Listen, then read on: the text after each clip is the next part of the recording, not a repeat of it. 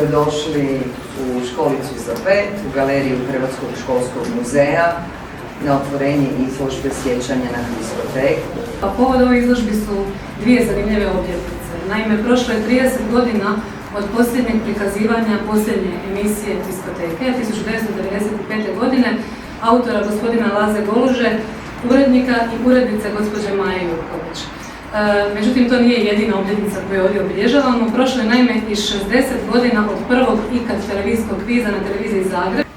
Hvala vam najljepša i posebna hvala svi u Hrvatskom školskom muzeju na tako osebujnom, osobnom pristupu ovoj izložbi, svim ljudima koje sam ovdje upoznala i koji su sudjelovali.